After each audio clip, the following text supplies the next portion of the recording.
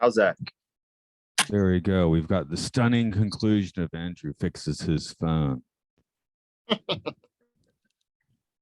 Right. And real quick, I'm trying to make my rounds for the game show. I'm road testing them.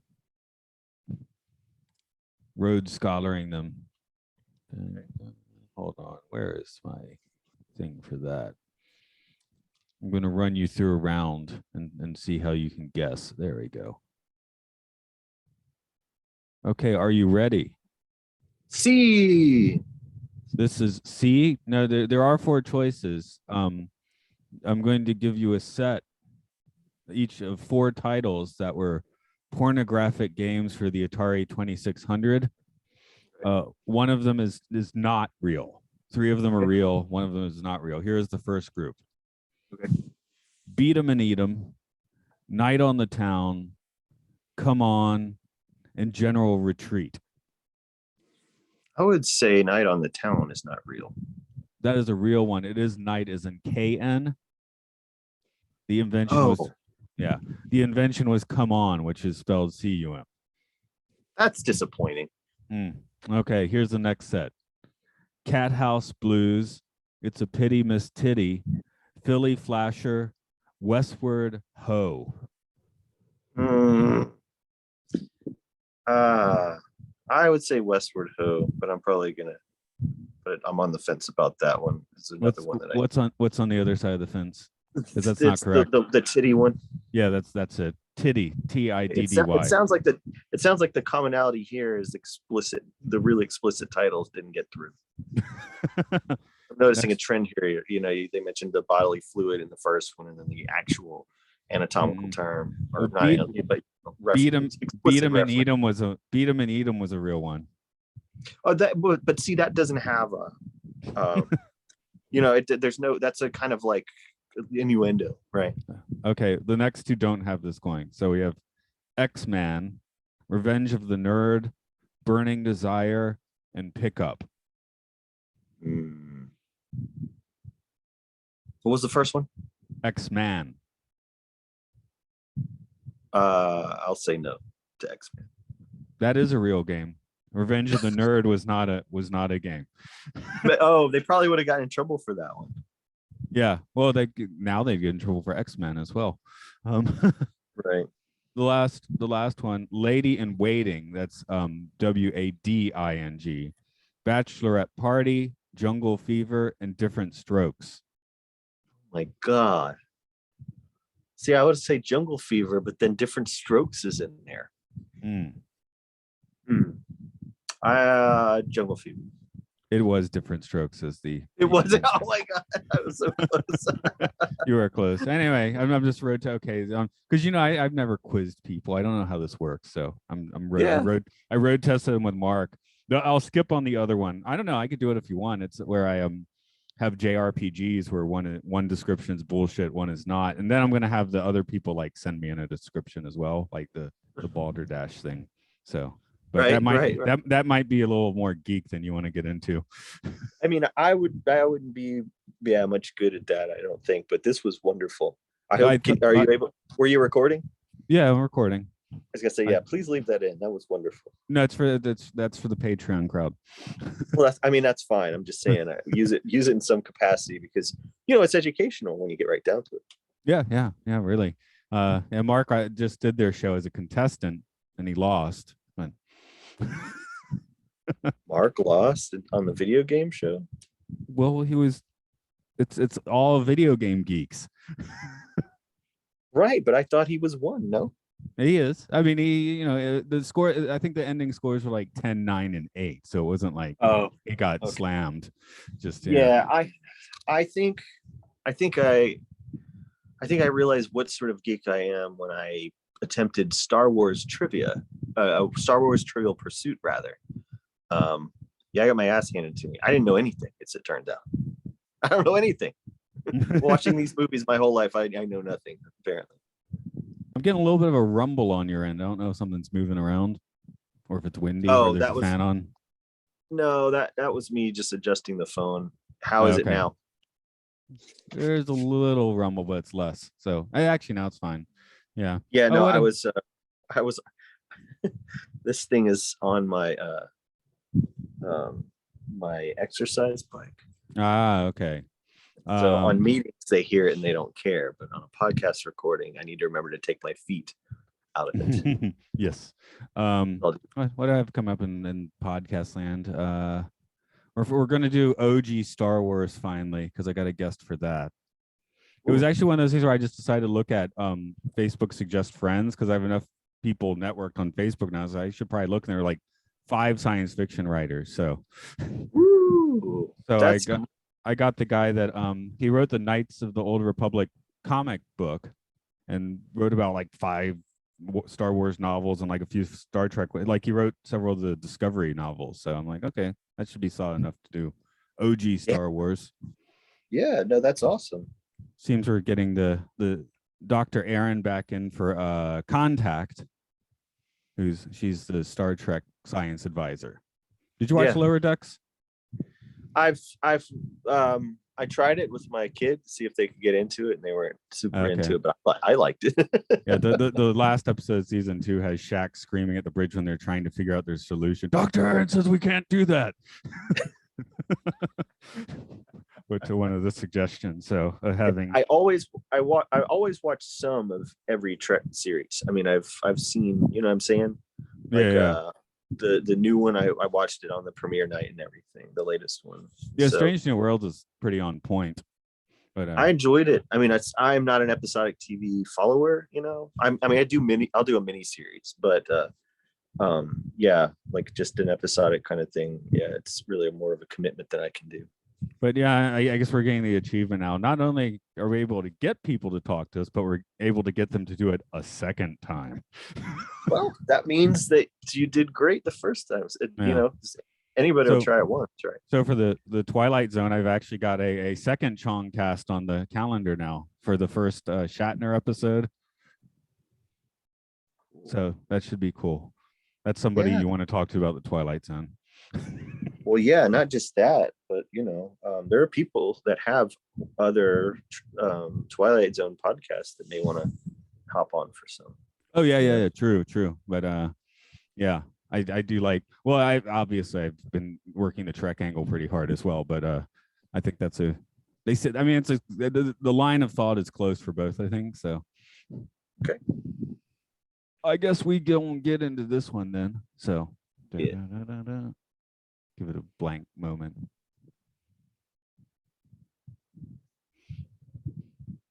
Welcome. It's Aural Hygiene. It's where we talk about films. What kind of films? Documentary films, cult films, educational films. This one, I guess, counts as a cult film. I mean, the Beatles, it's not so cult, but Yellow Submarine was a hard find for a long time. This is Matt here. Hi, Andrew. Hi. Hey. Your first time visitor to the submarine, I believe. That's right. My first voyage on the Yellow Submarine. And we can talk about why that is. I'm a cult film fan, so I've always known about it. But I kind of like you, I didn't consider it necessarily a cult film because the Beatles are, of course, one of the most popular groups of all time in the world, culturally influential and always relevant. And I just assumed that all the Beatles fans were also Yellow Submarine fans. Is that accurate, or is it kind of like an outlier in terms of like Beatle movies, or do the movies have their own separate kind of fandom? I think it's connected, but the thing that puts this one in kind of a weird place is its long-term unavailability. So I'll get into my history of the film a little bit. I guess I probably saw on PBS or something in the 80s and loved it. And I think it might have been like just before we had a VHS, so we didn't like record it or anything, right? And I don't know what kind of legal rights got in the way. I think the same thing happened with Magical Mystery Tour for a while, but it was just completely unavailable throughout the 90s. Like you could not find this. I would go into like every video store and like looking for it. Maybe Movies Worth Seeing in Virginia Highland and Atlanta had a copy for a while. I think that was like the only place you could find it. And then in the late 90s, they put out a remastered soundtrack of all the songs that were in Yellow Submarine, remixed in like proper stereo, which was kind of a big deal because some of the original 60s mixes are a bit wonky. Or just in mono. The good ones are in mono. So if you wanted a good stereo mix, you have to work with it. They've done better since, but in the late 90s, that was where you could hear like psychedelic Beatles in stereo. So that was kind of cool. And then, yeah, it took a while. It took, I think, until the Blu-ray release, which I knocked out my mic again. Okay. Whenever I grab stuff, I knock out my mic. The Blu-ray release here came out in what's it? No, that's not right. Oh no, it came out some point in time. It actually doesn't So have. there was no tape, laser disc. There was DVD? a videotape, but it was like an early one. It was really hard to find. Laser disc was never on my radar, so I don't know. But yeah, I saw it as a kid and then didn't see it again until like 20 years later, simply because you couldn't get it. So wow, that I had no idea, man, because you've been into the Beatles for as long as I've known you. oh, I jumped all over that late 90s CD release. It wasn't the movie, it's just the music. What did you get your hands on? It's a DVD. Not a It's Blu-ray, a DVD. DVD. Correct. Okay. Yeah. Did it have these like fun like film cells in them? It's just the disc by itself. Like I Okay. didn't get a case or anything, so I don't know. Sorry. But it is DVD, not Blu-ray. So there was maybe it was included in something. You know what I'm saying? Yeah. Like maybe they got an album with the movie in it, maybe, or something like that. Yeah, most people can't see it, but I'm flashing Andrew these wacky film animation cells of the Beatles in his face because they came with my DVD. Did they do that on glass or were they painted on cells? Oh, for the actual movie? Yeah. I don't know. Okay. I it's weird how I've actually started reading a book, Wild Minds, which is a history of early animation, and it is surprising like just how much you like don't know, or at least I don't know about animation. So I don't have. I think the only book about I have Ink and Paint, which is about the women Disney animators. That's all I have. Okay, because especially in the teens, people are like patenting their methods. So one guy was one dude was making some of the earliest animation, the guy that made Gertie the dinosaur, right? But he was just like, he was kind of like just doing it for the art, it seemed. And then someone basically learned how to do it from him and then tried to patent that himself, which led to Max Fleischer doing rotoscoping. So no one could tell him he was doing it their way. Yeah.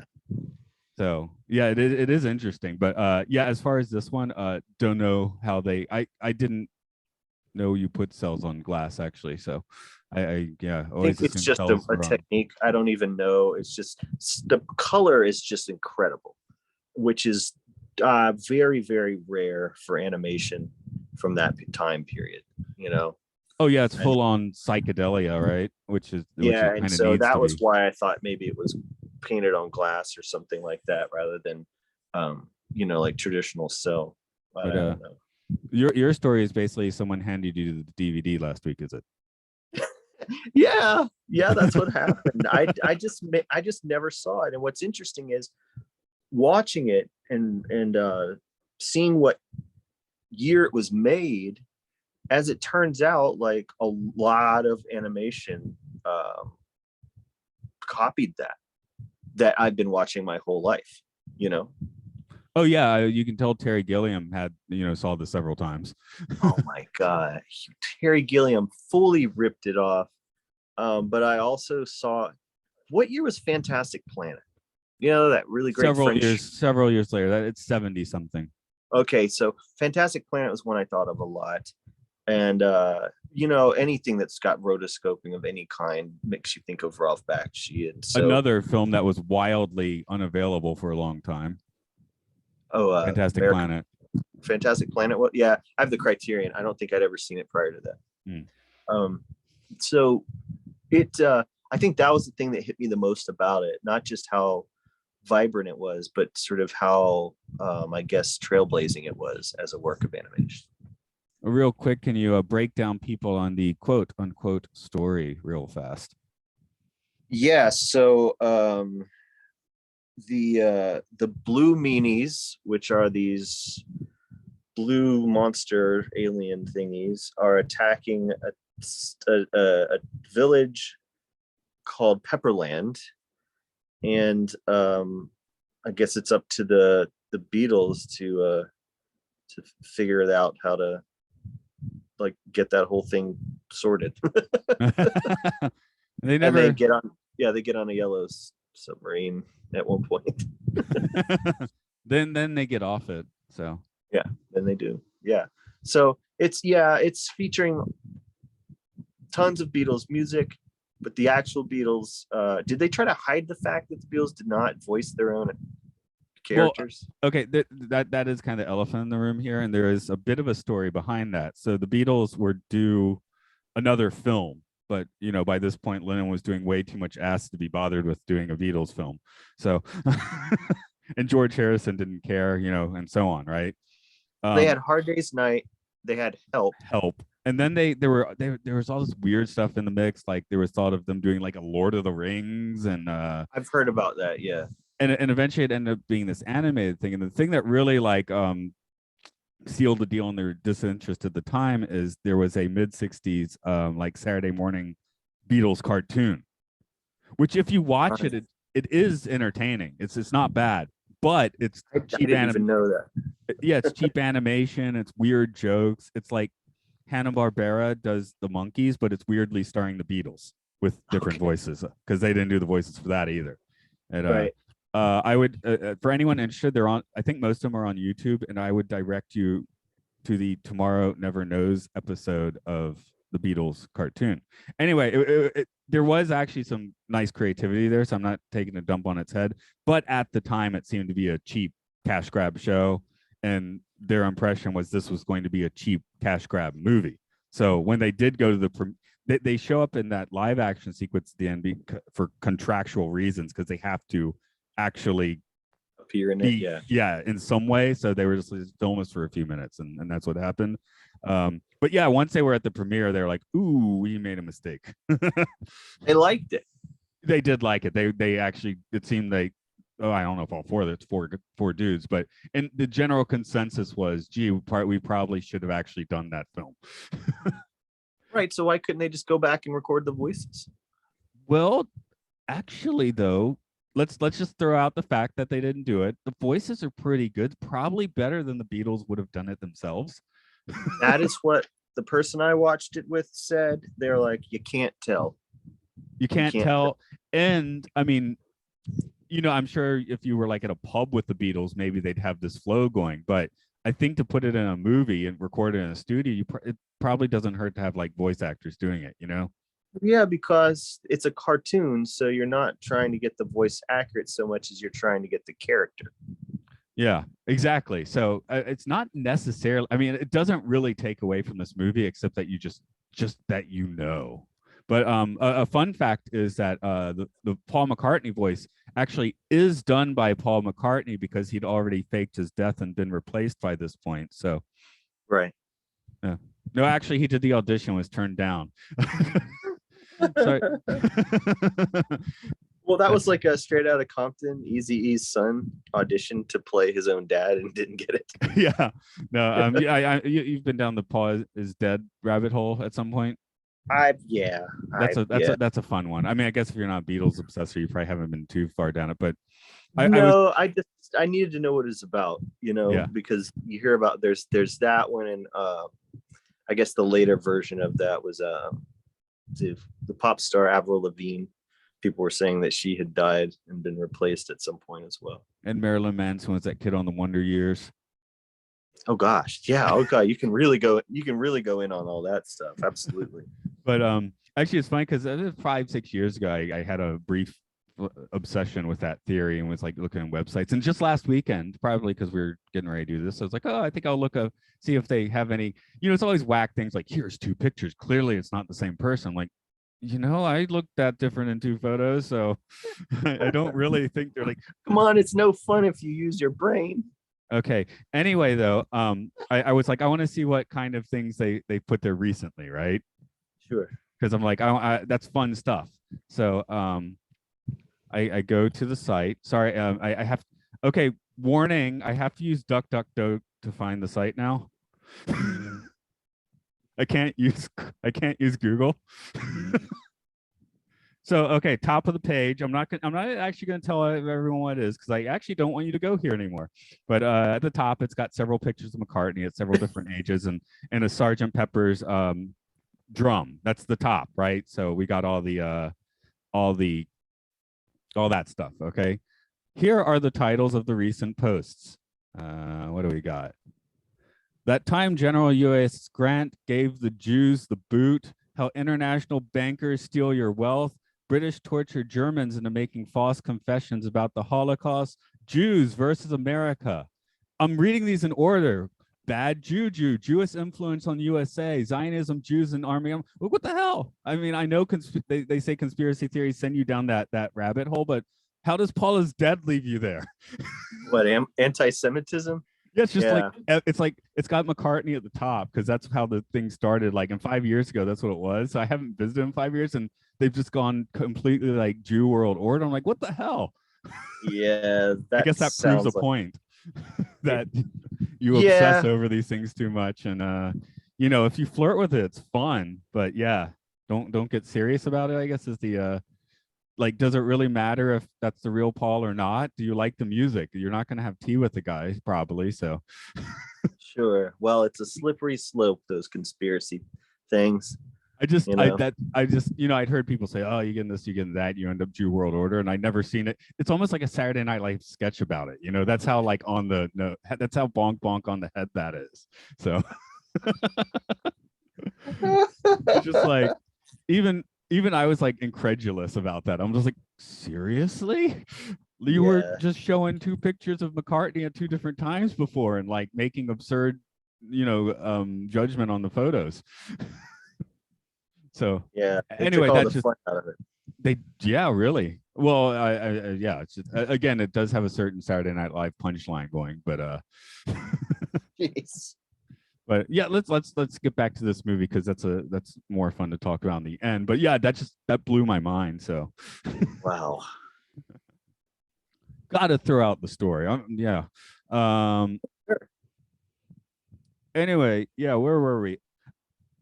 What do you consider to be the iconic look for the Beatles? The iconic look for the Beatles? Well, in my mind, I guess it's which one is not the drawing of them? Which one had the four of them sort of looking down into the camera? Maybe it's a color photo, the album cover. Well, they did it twice at two very different times. Rubber Soul. Yeah. Okay, I guess they're looking down on multiple album covers, to be honest. So Rubber Soul. Yeah, but it's the four of them are pretty close in the same shot. Slightly warped. I feel like Rubber Soul. Okay, because I'm just throwing out that this would be a contender for that. Well, I do enjoy the character designs. I was able to tell everyone apart, and I did like because I've seen Get Back or whatever it was, the Disney one that they did, the Peter Jackson. What was it called?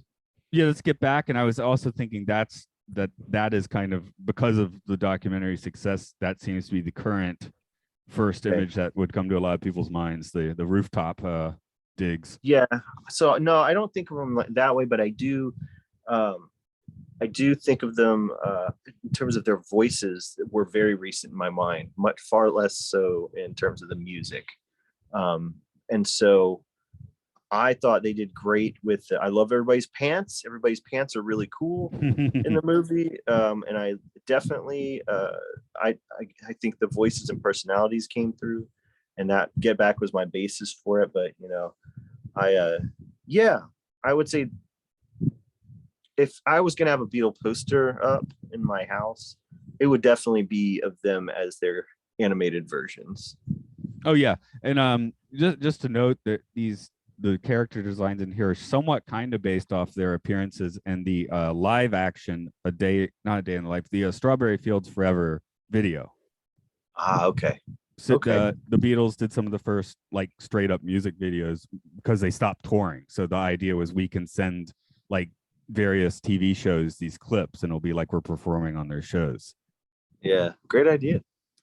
And that's a very cool video. They're in some park in London because I've never been there, so I don't know. But not Hyde Park. I think it's a different one. But yeah, it's just them like with a loom and a tree wearing psychedelic clothes or something. It's pretty bizarre. That's cool. I would watch it. Yeah, especially if I can see those pants in live action. Because Yeah, once you again, get you do. You awesome get to, pants. yeah, they do wear the pants in that video. Yeah, they were great. Like they all have dark hair and some degree of mustache or not. And so when I'm watching it, a lot of times they're running around and it's kind of the whole group running around. And I memorize who has what pants and I know who that is by their pants. I guess I've never given. I mean, I definitely get where you're coming from, but I don't think I've ever given the pants quite that deep a thought. I guess I'm more into the psychedelic shirt. I focus towards the psychedelic shirt, I think, because I own, I buy those, right? I'll even go to work in them sometimes when I'm feeling cheeky. And, Austin Powers shirts. I assume you can just get away with brown corduroys if you got a good psychedelic shirt. Oh, yeah. You don't want to have pattern and pattern. That's never a good idea. So when you were a kid then and you saw it, were you familiar with the music already, or did you get into the music because of the movie? What was it? Yeah. Well, I think in my house we had a bunch of my dad had a fair amount of the vinyl, so yes. That would get to play when I was a younger kid, and then about the time Nirvana hit, ironically with Kurt Cobain being a big Beatles fan, that's when I think that was like the Beatles at their maximum uncoolness, right? So. So I probably felt like I'd be a dork for listening to them for a few years, but then got back and was like, hey, this stuff's really good. Yeah. No, I remember you were the one who played the White Album for me. We listened to that together. Otherwise, most of my childhood experience with Beatles was not hearing the music, but hearing my dad's cover tunes of the Beatles that he would do. He'd play guitar and sing. And so when I learning songs like Nowhere Man and Day Tripper and Yesterday, those were stuff that he would do. And I would hear him doing those all the time. And so when I finally heard the Beatles versions, it was very funny to me. It was like, hearing, and you know what? People have said that to me about Lemonheads, because when I was a teenager, I learned tons of Lemonheads on guitar and played it at parties and stuff. And so people hadn't heard the Lemonhead originals and had heard me do it. And so when they finally heard the originals, it sounded like they were covering me. Right on. Yeah, maybe I was telling you I usually tune my guitar to Day Tripper. Yeah, you did. You told me that. And in part because to play the riff you hit like 4 strings. That's one of the big reasons. So, but I do remember your dad's guitar too. That still might count as the best acoustic guitar I've played. That was like the best one I've ever played. A nice old Gibson. Yeah. It was I think maybe an SJ maybe. Lots of guitarists that I was friends with that got their hands on it couldn't believe it. It just had a really huge, very kind of rich sound. And it now belongs to my youngest brother. Parker has that guitar. It's a very sentimental item. I don't know if he has detuned it so it doesn't warp the neck with the tension, but so I don't know. That I have heard is not. That's an urban legend. You don't need to detune your guitars. Yeah, they're made to have that string tension. So okay. Well, in that case, then, no matter what state. The important thing is he playing it? I want to hear that guitar's being played. being played. If he is playing it, then I don't know. But okay. I I know it hasn't been given away or smashed or anything like that. So yeah, if I, one of these days I may ask him, if you're not doing anything with it, can I take it over and get it, fixed up and looked after and everything? And yeah, because I've had several acoustic guitars since then. No, I got my workhorse Takamine, great guitar, but yeah, I remember that one having a little extra sparkle. So, the sort of thing it gives Gibson's its reputation. That wood raids. I was gonna say, if you were to go to Gibson HQ now or to any music shop and ask to play a Gibson acoustic, I don't think you're going to get that out of there, because I never did. Because my thought was, I'll just get my own. No, you can't just get your own of that one. No, I never was able to find one that was, even like the most expensive ones that I just played just to see. Were not. They just was a thinner sound. Always thinner sound. Something I noticed on Yellow Submarine is that King Features did this, which I know I'd seen that before, but they do Flash Gordon, Newspaper Popeye, all of that sort of stuff. So I thought that was kind of interesting, especially because this is a made in England film. So yeah, very strange. Yeah, when I'd even forgot about Flash Gordon. King Features is still around. I strictly think of them as a newsprint. Yeah, cartoons. so because I don't know if you remember, they flashed their logo and then it had like a kind of a psychedelic Flash Gordon and the Shadow, or I don't remember, maybe somebody else, but yeah. So I noticed that, and also probably because I'm reading that animation book, I was like, hey, wait a minute. Right? Yeah, I don't know. Honestly, man, there were some weird things. Of course the psychedelic stuff is fine. Like I can imagine the Beatles fans. What year does this come out? 60 what? 68. Okay. So in 68, everybody's getting high, like high as crap. And so I can imagine this playing theaters and heads going there and it just being the best thing they'd ever seen. Although it didn't quite get the head, maybe because of distribution, but I think the real head movie for that time would have been 2001, because it would have been about that time that 2001 was in theaters. So, I mean, if someone's giving you like a potent hit of LSD, I guess that's a decision you just have to make. But yeah, I was at a guy's house one time that had done. He's like, "Hey, let me show you this recut I did of 2001 after I took 2 fistful of mushrooms." And I was like, "Okay, I guess we'll watch this." I'm like, "Have you watched it since you took the mushrooms, or have you given it a test prior to subjecting others to what you've done?" Look what you've done. I honestly, it was like, yeah, I don't see what you see, sir. What did they do? What did they show you? They really just dragged things out and zoomed in on things. They're a professional editor. That was their actual job. Oh, okay. But getting high and recutting 2001, I don't know. What would I recommend that? Or if you did, keep it to yourself, man. Like, don't be like, "Hey, look what I did," because people will be like, "Yeah."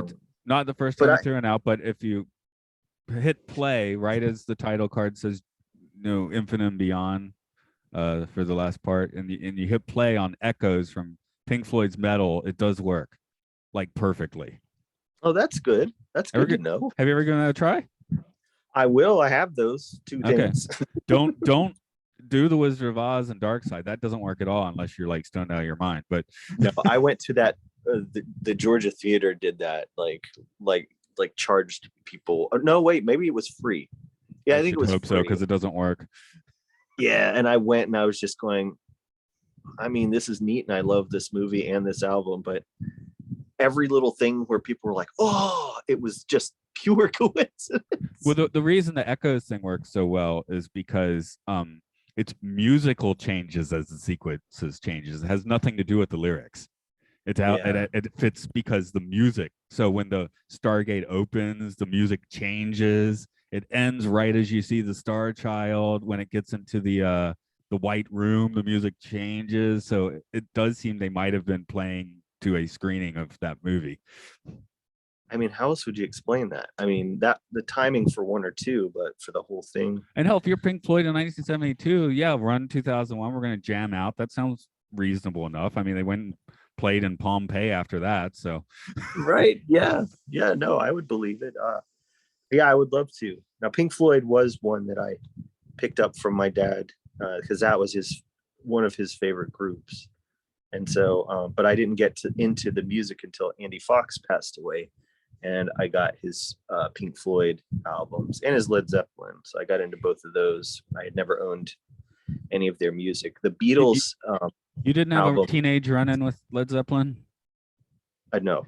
Because Dan did, our old drummer. He was pretty obsessed with Bonham, right? So I ended up listening to a bunch of Zeppelin. And I remember I got my first guitar, was really thinking Les Paul, and I got the Telly, right? Not and slightly disappointed was, I don't do Jimmy Page because I'm 15 and that's what you do when you're 15. But not realizing that Led Zeppelin 1 and 2 is actually mostly Telecaster. So wow.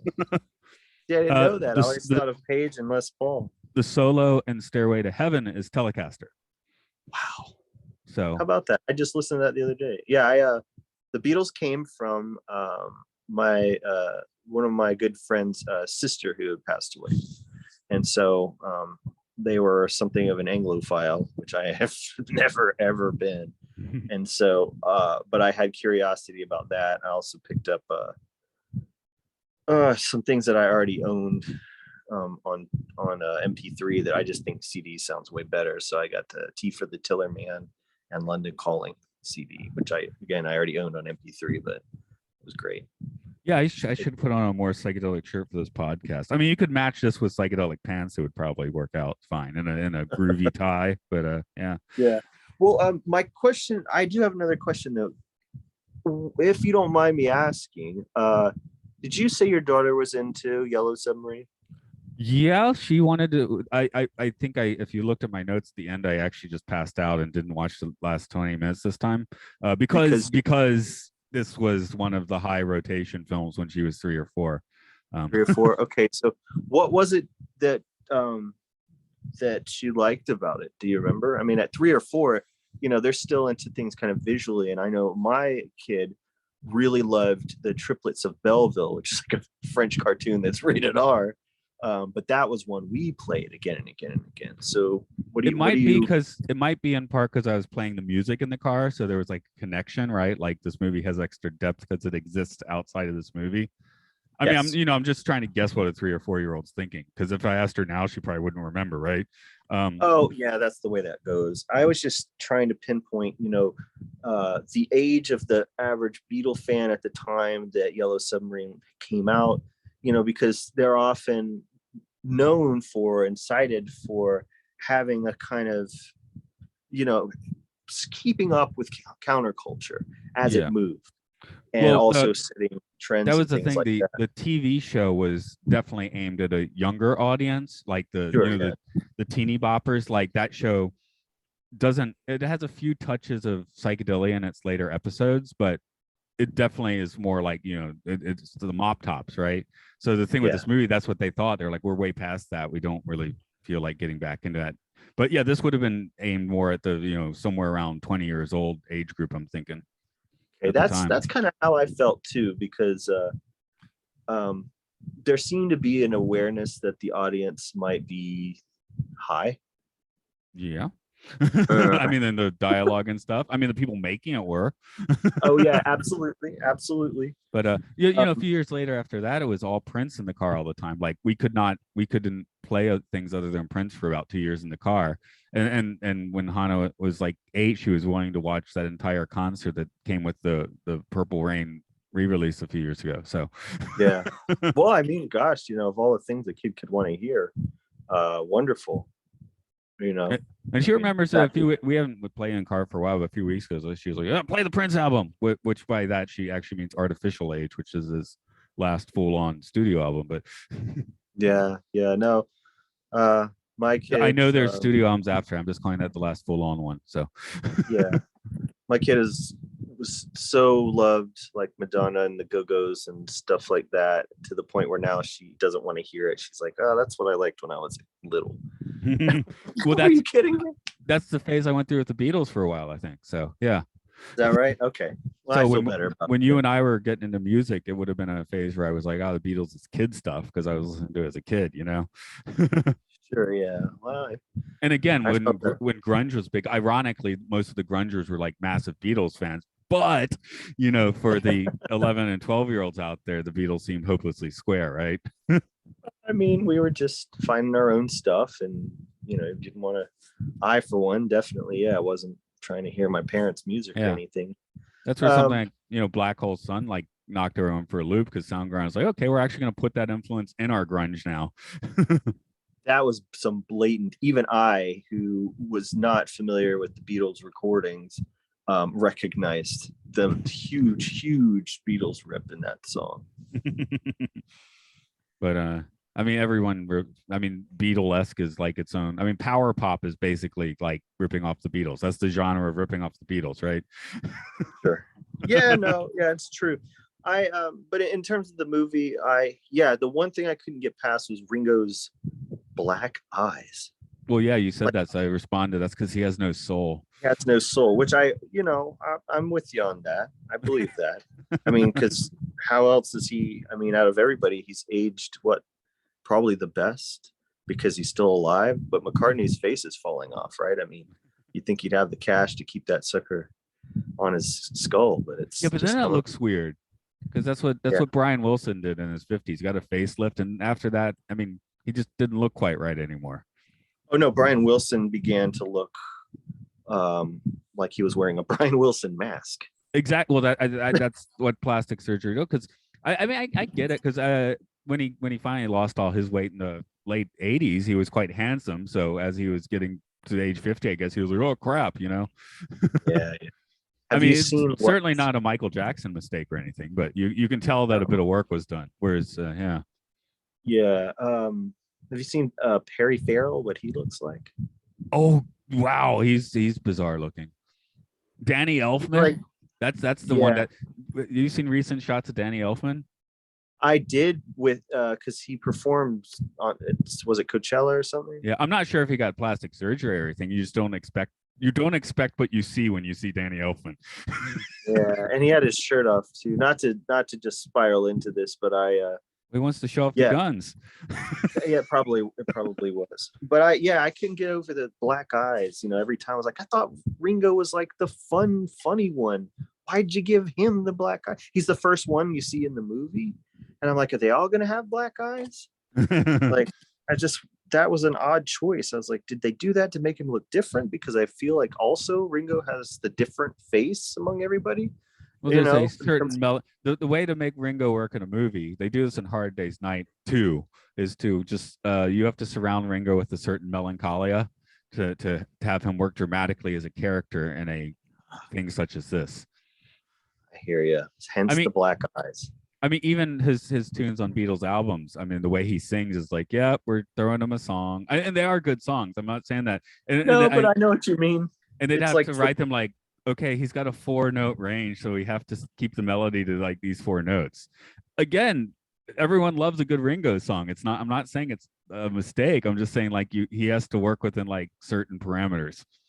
Oh, sure. I always thought Public Enemy's like, their whole like signal kind of got a little bit faded every time Flavor Flav would have a track, right? Yeah. Like message, hardcore, and then Cold Lampin' with Flavor. Cold Lampin', or just some of the ones where I can't say the title. 911 as a Joke was a very popular song, but still. But I don't know. I guess you need that to keep just the flow of the album, to keep it from being so heavy, right? Yeah. It's hard not to like Flavor Flav, at least as he is. I haven't seen him on the reality shows because a few years ago I said something about Flavor Flav and Public Enemy, and a guy about my just a little older than me was like, Flavor Flav was in a band. Because he just knew him from all the reality shows. Yeah, well, no, because Public Enemy was definitely, I think their heyday had passed by that point, and Flavor Flav was still a star. But okay, what I didn't ask you then about Yellow Submarine was when you finally did see it again 20 years later. What was the experience like that you remember? I'm trying to remember if I had managed to score a bootleg VHS. I think I did have a VHS. So maybe it was like a 10-year drought of not seeing it all, 10 years of having a really crappy dub of it, and then seeing it properly. Because that's the thing, watching it on like a dubbed VHS that's pan and scan is kind of a bummer, right? So Yeah. so actually, when I got it, it came out. I was looking at the dates and not trying because it just has 68 and 99 for the remastered music. I'm like, that's not the date this Blu-ray came out because I think I did like screen it for the family when I got it. So I was already like kind of like, hey, what's Hannah gonna think of this? You know? Yeah, no, that was a good choice. You know, my only other um, thing that I was thinking about was that, you know, I am a fan of cult film, and I'm watching this not as a Beatle fan, but as just someone who loves cult movies, and especially like any sort of that would be considered alternative animation or cult animation. I've got a lot of those type of movies, and so I feel like even if you're not into the Beatles, that this works as a kind of bizarre sci-fi comedy art film. Oh yeah, Do you the think, animation is amazing. yeah, Just do you on its think own someone terms. who's not into the Beatles but is into cult film and weird animation could put this on and really dig it? Yes, unless like they get a gag reflex to the Beatles music, Oh which no, no. I hope nobody does that because I mean I own a copy of John Lennon's guitar, right? And most of my guitars in my room here kind of fit like the crap they used on their albums for the most part. So, you know, I'd Yeah, hate to think that, but if you just couldn't not into their music, you're not going to like this film. You do have to at least like accept the music to enjoy this film, I think. yeah, no, I think more for people that just aren't into the Beatles. Like, do I have to be into the Beatles for this movie to be good? Yeah. And I don't think so. Here's the converse. I could not get through the movie Across the Universe. After 10 minutes, I was like, I can't watch this. Is that right? Yeah. I remember we all, did you see it in the theater or? Nah, this was I because my wife had it on DVD and she thought I'd like it because I like the Beatles, but I really didn't like that movie. I didn't like the songs being cast in that way. I mean, you can do that; it's fine. I was just like, I don't like this. Sure, yeah. No, yeah, we all went to see it in the theater, and as I recall, everybody was fairly well blown away by its visuals. As far as the music was concerned, I have little to no memory of the music. See, I only remember the music. I barely remember the 10 minutes I saw. Maybe visually it's fantastic, but I was just like, I can't handle turning the Beatles into like show tunes. Yeah, now I've never seen Rock of Ages, where they do all the hair metal like that, and there's, you know, what they call jukebox musicals, I guess. Yeah, But the movie that I would have probably had a hard time with was when they did the live version of Rocky Horror Show on Fox television, that they were going through musicals, doing them live on TV. I don't know if you remember, there's a brief trend of that. They did like Hairspray and Grease, and for Halloween they did a Rocky Horror. So it was all different people singing it, all different costumes, all, you know, they were not doing the movie, they were doing the show. And yeah, I had a lot of longtime fans of Rocky Horror were really up in arms about it.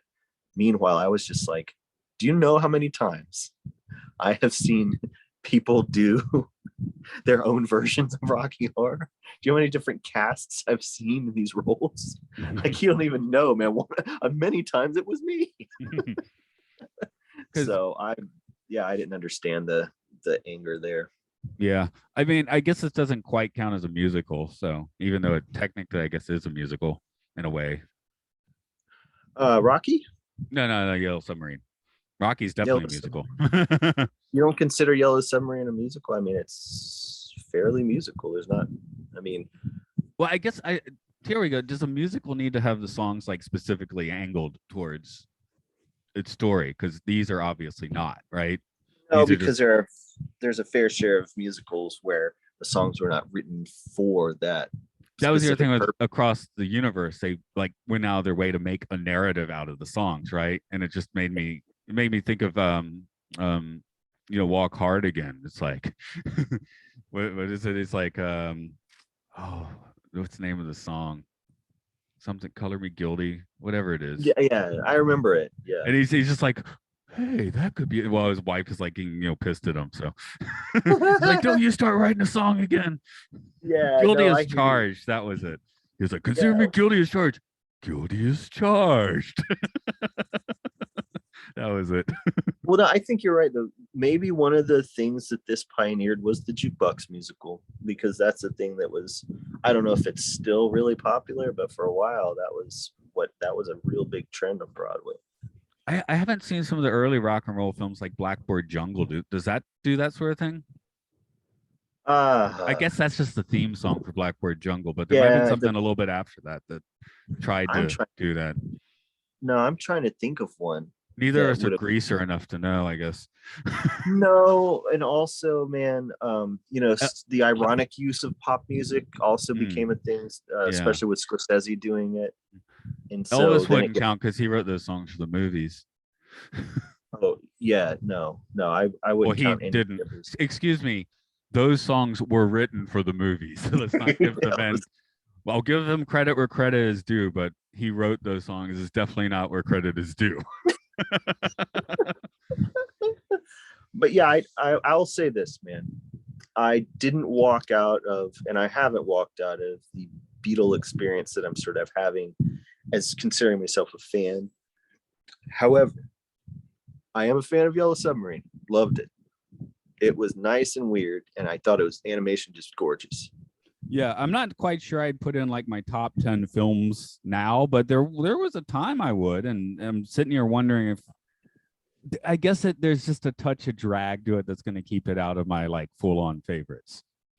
Like That is true. once they get back to Pepperland, it's like again you can kind of now it just has 30 more minutes more or less with lots of psychedelic fun stuff, but I mean the trip on the submarine really is the meat of the movie, you know. Oh no, and that's what the whole centerpiece is. But I would also, instead of recommending this to Beatle fans who've likely either seen it or always meant to see it, I would say, yeah, Monty Python fans might enjoy this, and Fantastic Planet fans might enjoy this. Yeah, it's definitely like towards that out of Hollywood like innovation for an animation. This is definitely like absolutely essential. Yeah, if you hate the Beatles, it's still absolutely essential from that particular angle. Yeah, and as a cult film, it also works because a lot of times we'll say, well, a cult film, is it just really unusual, and not necessarily on purpose, but just like it's kind of amazing that this is as good as it is, considering how out there it is. Well, again, that was their reaction seeing this in the theater, right? They're like, "Oh crap, we didn't know someone was going to make something this good." yeah, and by that time, hadn't they seen like El Topo and Eraserhead? No, they wouldn't have. El Topo was a few years later, and Eraser is way later. Yeah, that's right. So I guess not.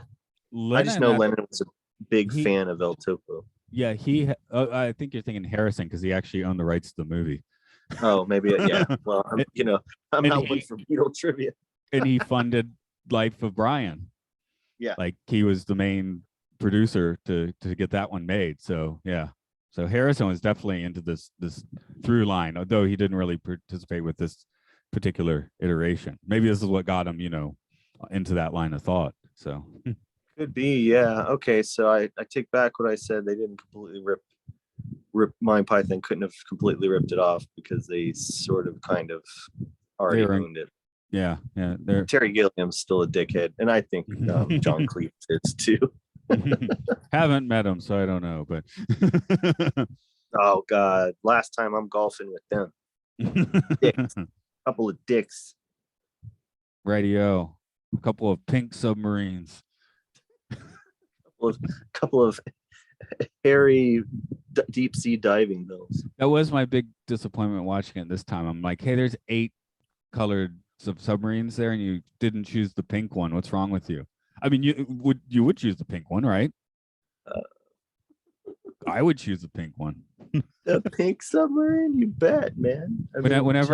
Whenever I have to get my new banknote book at the banks in Japan, they're like always like, do you want this like kind of formal looking with a bank logo, or do you want this one with all the insane like cartoon animals on it? I'm like, give me the insane cartoon animals, of course.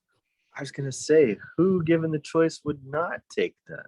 Yeah, see if I can put them on a watch list. What do I have here? Oh yeah, this is good. This is an older one, but this is a good example. So it's like I want that bag book, don't I? Oh yeah. Gosh, so do I now. I have a Muppet one. It's pretty good. Okay, that's good too. Yeah, but that's, I mean, I was surprised they still offered things like that.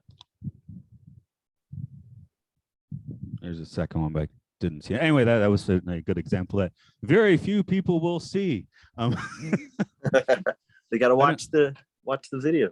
Yeah. Well, people can see your movie, so I guess do that thing then. Right on. So gonzorific.com, GONZORIFFIC. That's my friends and I here in Athens, Georgia. Recently celebrated our 20th anniversary. Been making movies since 2001. And right now at gonzorific.com, you've got DVDs and Blu-ray you can buy. Also, a couple links to stream our movies. Space Boobs in Space is currently on Plex, and Bad Girl Dracula is on Reverie, and you can access those there.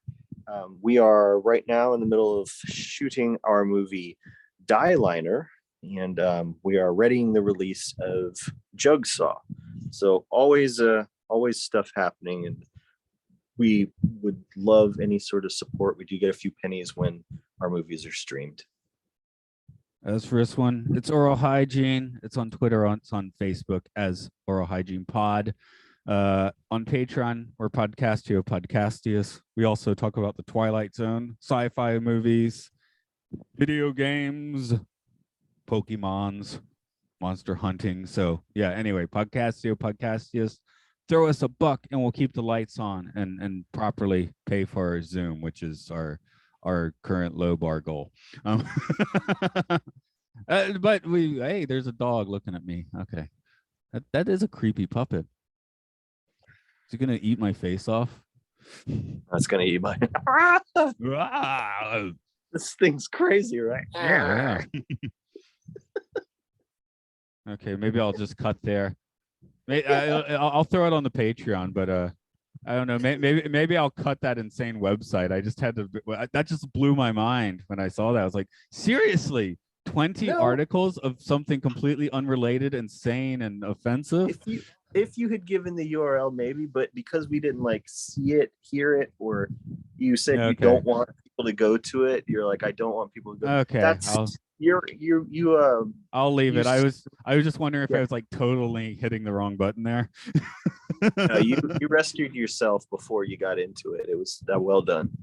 Because my thing was that, like, you know, if you'd given out the URL and people were going to it and then seeing what you saw like simultaneously, that would have been bad. But no, you said, I'm not going to give this out. I'm not going to tell you where it is because I don't want you to go there. Okay, and then good. Proceeded to explain why we shouldn't go there. You know. And then I read several of the things online, but that's fine. Oh yeah, those binaural beats. One, I'm about to put another set together, which I think will be good for soundtracking. Okay. Because it's all just like lava lamp shit, right? So it doesn't really change much, and you can just stick it anywhere.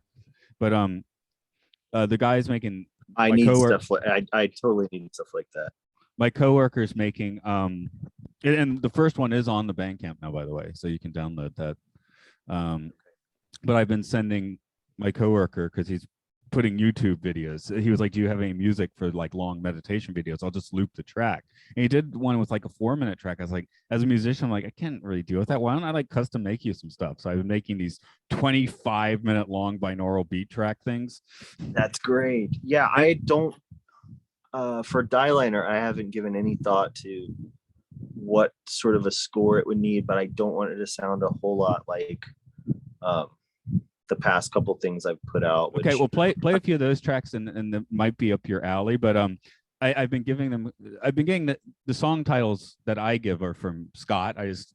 Scott, when he's, you know, Friday night, I know he's busy drinking at home alone, so I'm like, send me some song titles.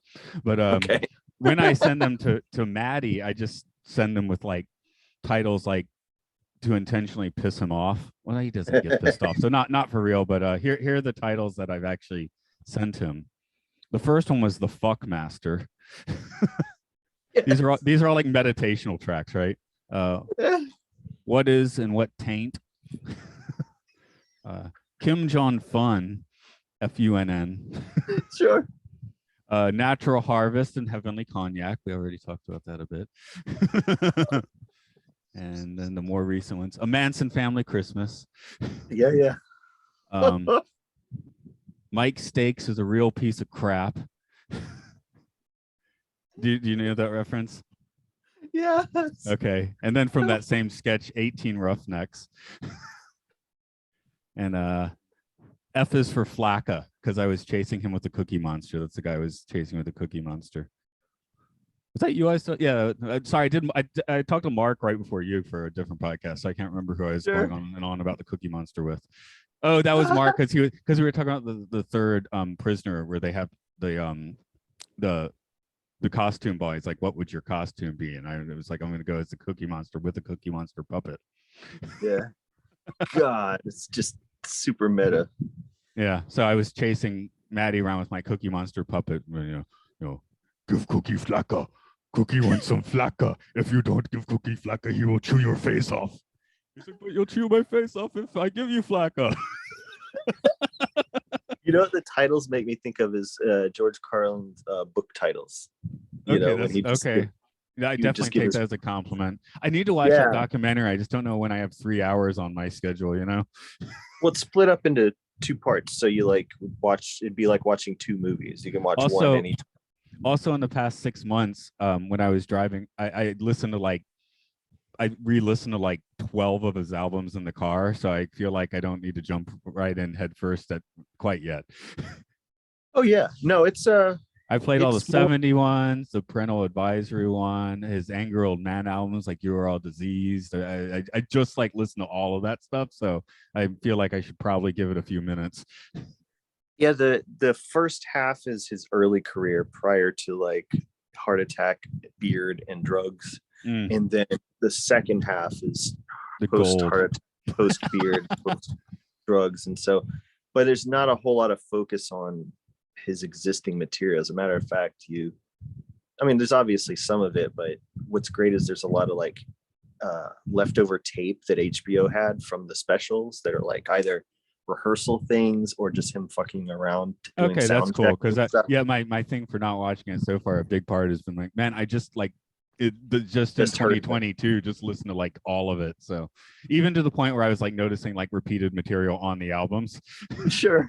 Yeah, no, I'm that way too. So it was largely stuff that I didn't know, which is crazy because I've got all the books, including his daughter's book and his ex-wife's book and things like that. I never fully understood the evolution of the nipples and dick jokes, because that's in 4 different albums. It is.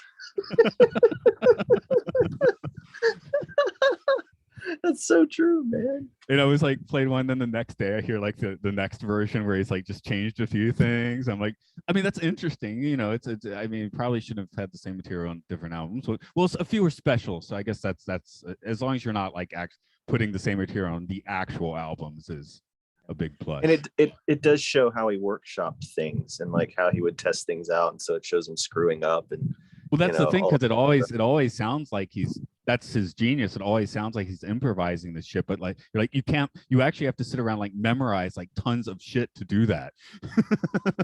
Yeah. Modern Man. Holy shit. Okay, so Modern Man, he was kind of losing his marbles at that point. And I don't know if this is in the doc or in one of the books, but he I think he had a minor heart attack and didn't tell anyone just so he could go on and do that show. So he was half dead when he performed that, recorded for. Wow. Okay, because it's a good performance. I'm incredible. You listen to that again, it sounds like you're making it up on the spot, but you're man, that I can't memorize that. No, for his age, and he was slowing down a little bit in that same show, you can kind of tell. But that, that's just dynamite. Anybody. It's God, I don't even have my cell phone number memorized.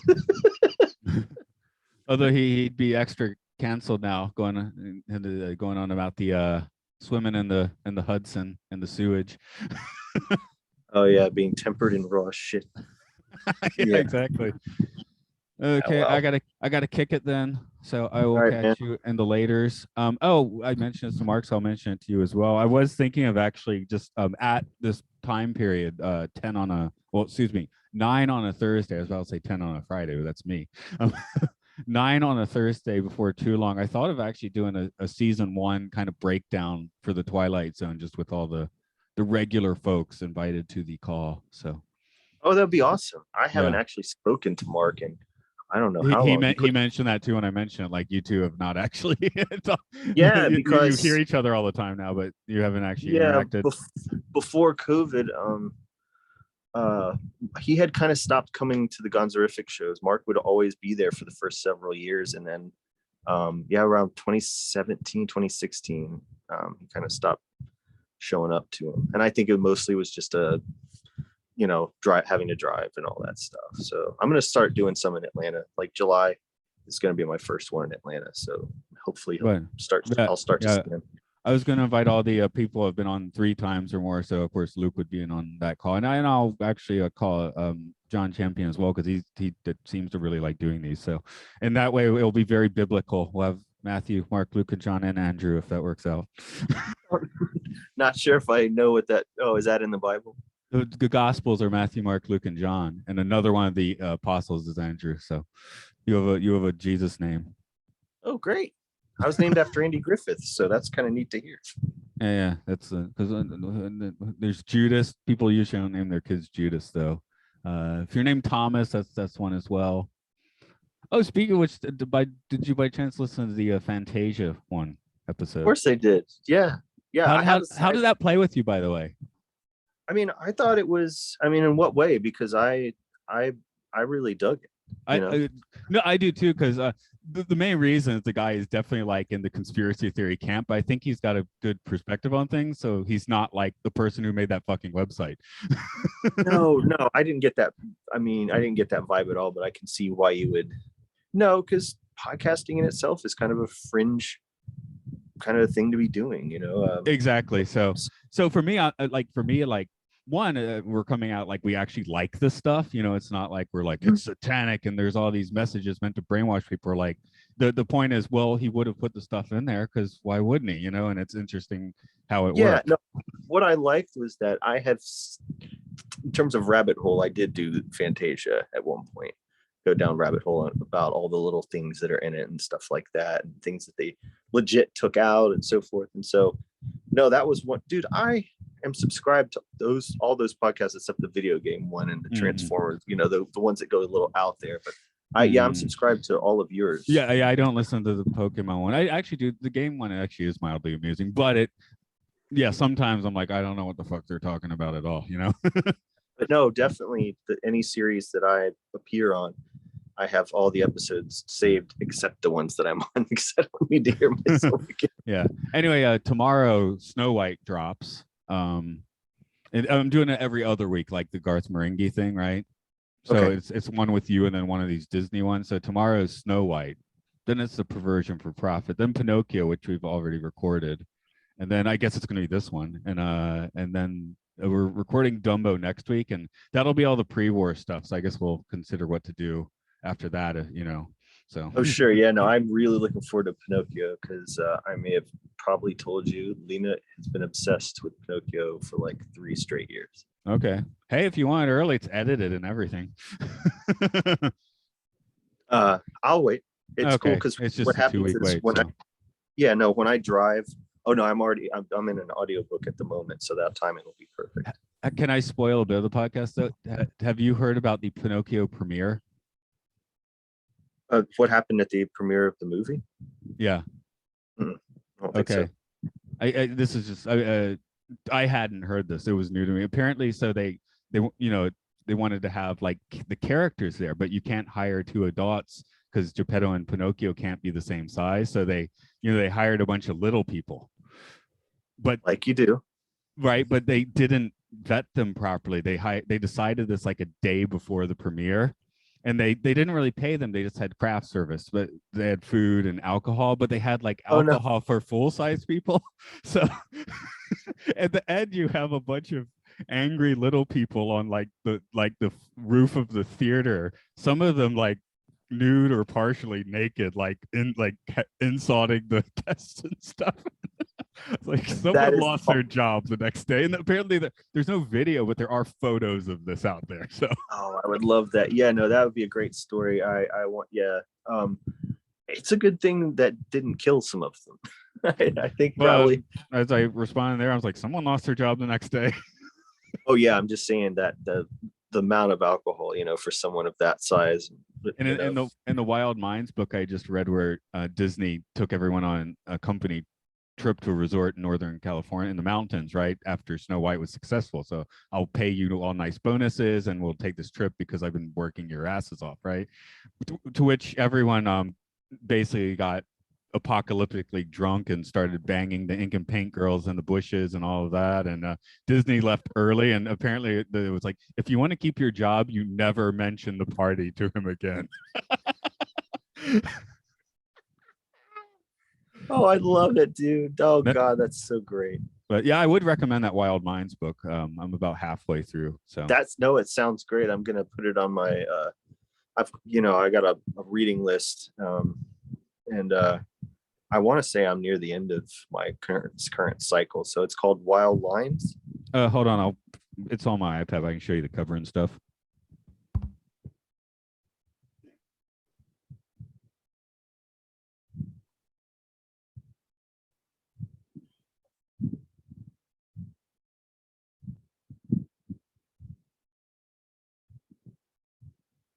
Yeah, a big chunk of what I read is like nonfiction about old Hollywood.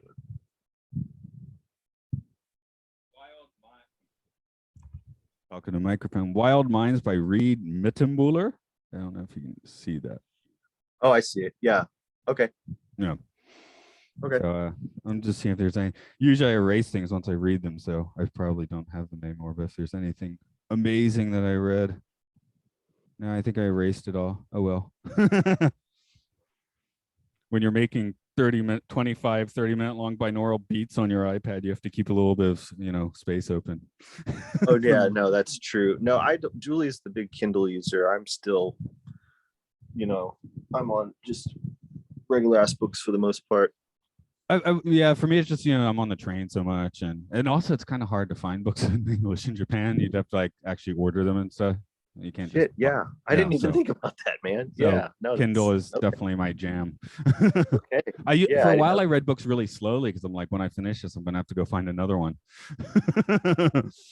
So no, I've built up a pretty great library of cult film books and reference material in terms of that.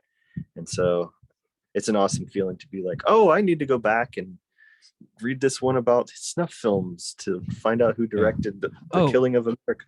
The other one that I maybe mentioned to you, I think I might have left it on here because it was quite notable.